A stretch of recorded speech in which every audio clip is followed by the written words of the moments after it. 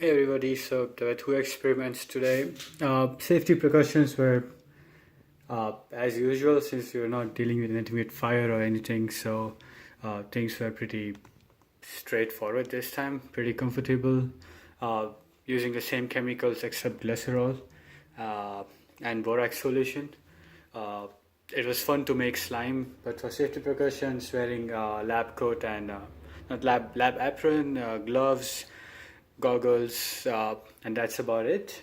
Other than that, keeping the workplace clean and neat and keeping things away from the edge.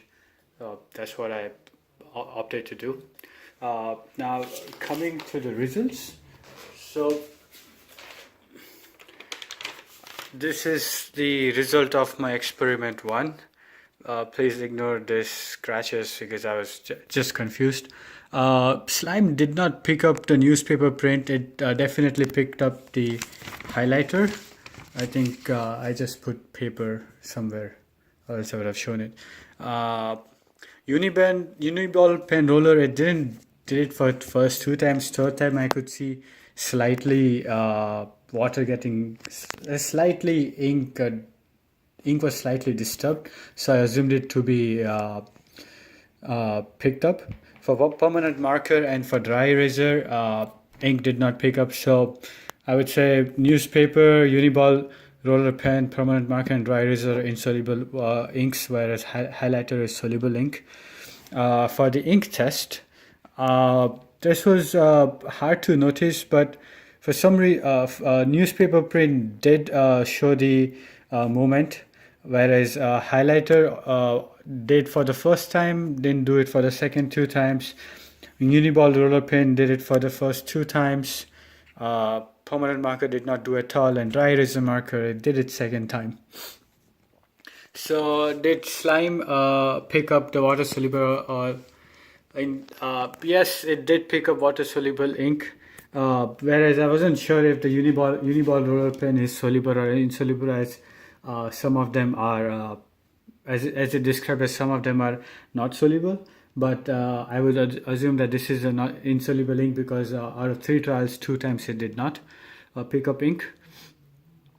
What does it say about the polarity of the slime? So here it says the polarity. I think the polarity of the slime here should be slightly negative, and the hydrogen bonding is pretty strong, because after breaking apart the slime, I put them in the beaker and it just patched itself up. I didn't have to do anything, so hydrogen bonding is pretty strong. I think the inks are properly classified as water soluble and insoluble, except the uniball roller pen. For the second experiment,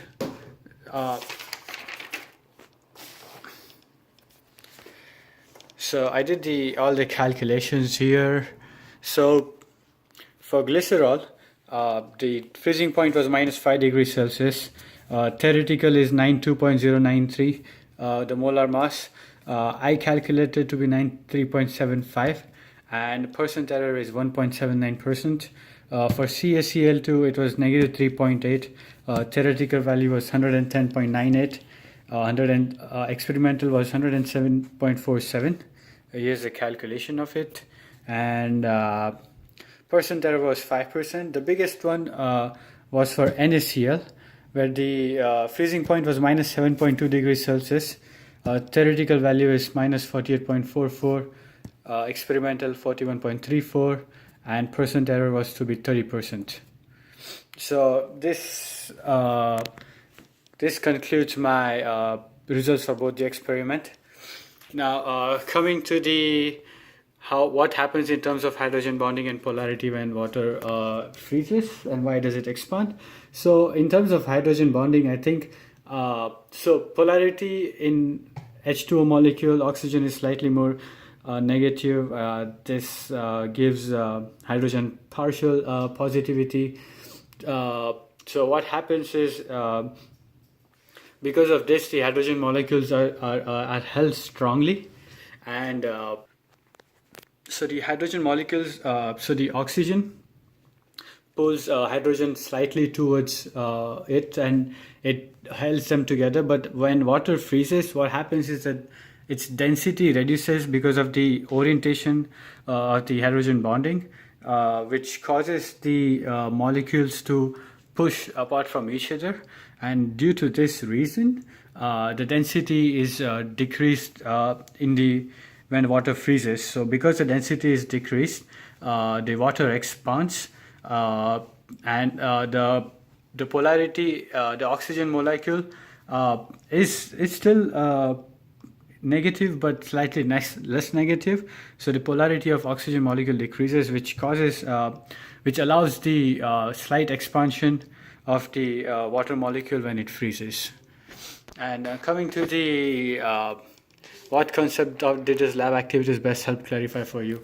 So this lab activity was pretty much fun. I really enjoyed making slime. I'm pretty sure I'm gonna play with it more.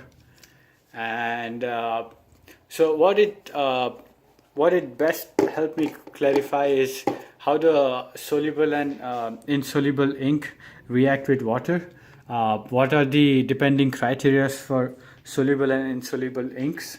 And from the second experiment, I realized well. I realized how to use the ice bath. I'm pretty sure we had done ice bath previously in a previous experiment as well, but in this one it was less chances of cross contamination. And other than that, I learned how to calculate the molar mass using the freezing point, using the freezing point of the solution. So the the formula for molar mass was pretty simple. It was just the amount of mass divided by m moles into amount of volume per amount of solute amount in the solution. So that turned out to be these were the two learning criteria. These were the two things that this lab activity helped me understand. One was to understand the depending criteria of insoluble and soluble water inks, and how to calculate the molar mass of each compound by using just a freezing point of it. And that's about it. Thank you.